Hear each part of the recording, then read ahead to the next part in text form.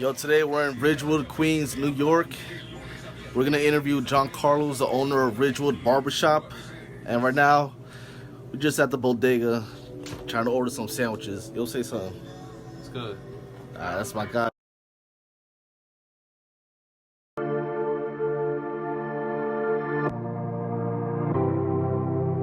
Hey, Daddy.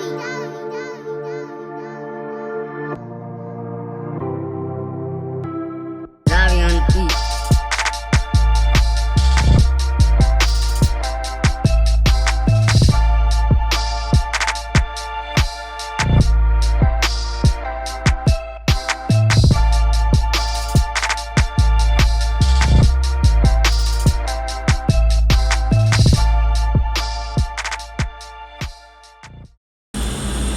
This is the beginning of the week, so Mondays we record. Tuesday, Wednesday, Thursday, after work, after the barbershop. I'm editing till like 3 in the morning, so right now, this is probably like my favorite day of the week when we actually get to know the barber, see what they're all about, and it's been pretty dope so far. A lot of these barbers we've been interviewing have been super passionate, go-getters, entrepreneurs, and I kind of feel like me surrounding myself with those type of barbers is kind of making me push more and like keep going and never stop, you know what I'm saying? But yeah, it's gonna be dope. I hope you guys learned something from this episode. I know I am. And yeah, let's go. Daddy on the beat. Daddy on the beat. Daddy on the beat. Daddy on the beat. Daddy on the beat. Daddy on the beat.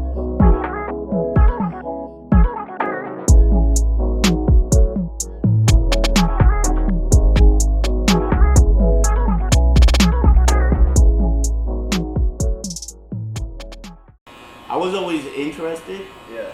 in the art of barbering, Okay. and when I was a teenager, I would line myself up, and then my friends will, they will always ask me, "Oh, you gonna touch it up? We're about to go out." Yeah. I'll shape myself up, and then I'm the only one looking fresh, Yeah. and then they didn't want to be the only ones not looking fresh, so they would ask me to do it. And then it just started from there. My mom's also in the hair industry. She's a stylist. She Also, you grew up around there. yeah, like it's in my blood. Yeah. So you started what, like high school? Yeah. Yeah. I graduated high school in 2007, and right after I graduated, straight to barber school. Yeah. Oh. So you're only like a year older than me. And I'm 29. So how old were you when you worked at your first barbershop? I actually worked here. Yeah? Yeah, I started upstairs. Oh yeah? And Was it already your No, barbershop? this was my mom's salon. Oh, this was your mom's salon. And Oh, then, okay. yeah. And then she just gave you the keys? She grew tired of running the business. Yeah. And she essentially told me, she was like, "You want the business? Yeah. It's yours." Oh, sick. How long ago was that? I was 26 at the time. Okay. Oh, so just a couple years ago. Yeah, we only have 2.5 years open. Yeah. So what did you have to do to the shop? Well, the floors were porcelain tiles. Yeah. I just put these wooden tiles on it. Yeah. And there used to be a platform here, and all the hair dryers. Or there was a whole row, probably like 10 of them. Yeah. We removed the platform. I built this. Yeah. And then moved the shampoo station back there. Yeah. That was mostly it, and the lighting. Yeah, just you painted it too? Yeah. Because it used to be purple and green and orange. My mom would always switch it up. I definitely try to model the shop as a boutique shop. Oh yeah? I didn't want to just be another, have another shop on the block. Like, it had an upscale feel, but still in the neighborhood. Okay. That would cater to everybody. It's been 6 months in the making. All the planning, all the strategizing, and all the networking. The wait is over, guys. The day is here. The vendors are ready, the artists are ready, and I hope you're ready too. I can already hear the music. The Artist Meets Business Tour is tomorrow, and we're excited to have you. Hugo, play it one last time.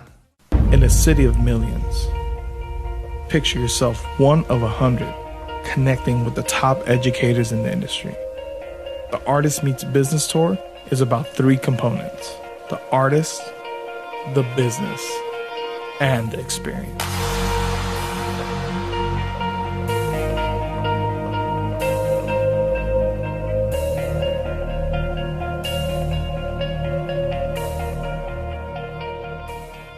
Networking's been like my main focus lately. I've enjoyed traveling. I just got back from Cali a few weeks ago. Yeah, so at the A&B tour. Yeah. My boy Leche Styles, he had hosted that. Yeah.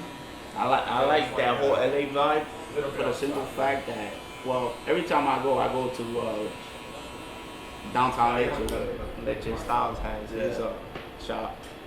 And every time I walk in, he has like a group of barbers, and everybody's, they're doing a collab on a hairstyle and just trying new things, and just the whole creativity aspect of it. I'm falling in love with that. Yeah. Like the artistry in the haircut. Yeah, that's the part you like with it.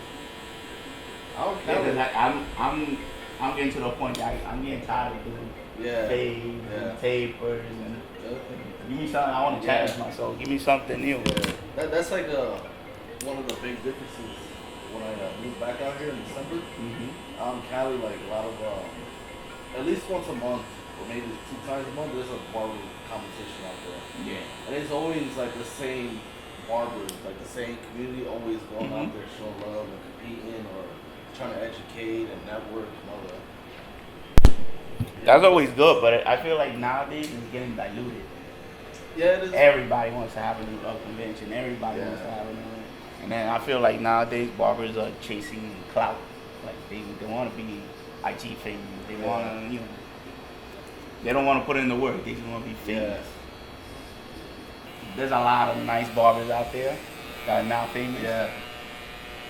Marvin, there's a lot. There's a lot of barbers out there getting a lot of money, but they're not famous. Yeah. So it's like one thing I've learned is through all this networking, like I have a thirst for knowledge and expanding and even reaching out, like to the point that I'll have classes here and I won't even charge. Just come. I'll reach out to every shop in the area. Yeah. They don't show, but that's that's besides the point. But I try to extend it. It's not like because everybody in New York, the barbershop scene in New York is so cutthroat. I don't want to be like that. Like if we could create a sense of community, I'm all for it. Yeah. So I try to reach out as much as I can, and I'm all about learning more. Like I want to be a better barber, even though I'm 11 years in. It doesn't matter. There's always something new, a better way, a better method. That's been growing up, I was never like the best student in school and shit. Always C's, D's and shit. After I started cutting hair, I just want to learn everything I can. And they say applied knowledge is power. Yeah. I learned that from Tyreek. Yeah? Yes.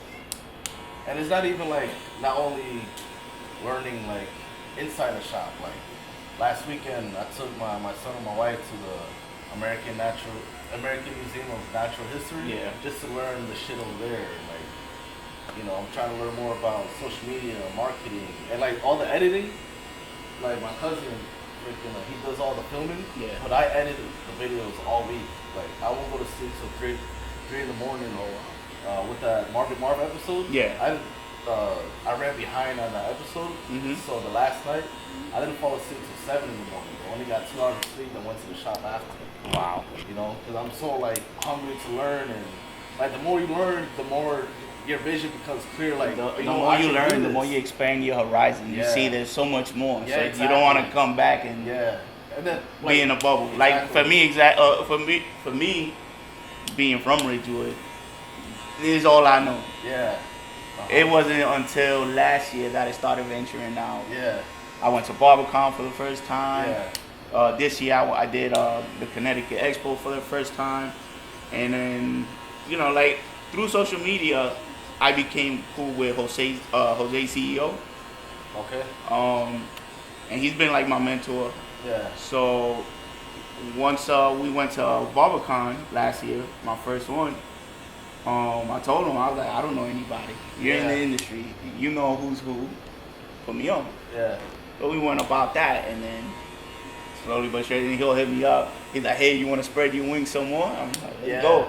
Drive to PA, random, just spur of the moment.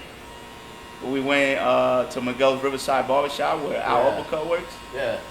And it was an air jam. I met Tyreek there, my friend Jovan Figueroa, Zeke the Barber, a whole bunch of other people. Yeah. And it's just like that, just growing and learning. Through that, I made connections. Like Jovan, he was there. Yeah. And Zeke also, and they live in Florida. So now I go to Florida, and I got where to go. I think that's the one of the best parts of like the hustle or the grind. That it's kind of spontaneous. You don't know what's gonna happen. You never know. Yo, what's up? It's Jon Carlos, owner of the Ridgewood Barbers. I want to say thank you to Il Barber, host of BARBERLAND, for having me on the show. Stay tuned for the next episode and keep it inglorious.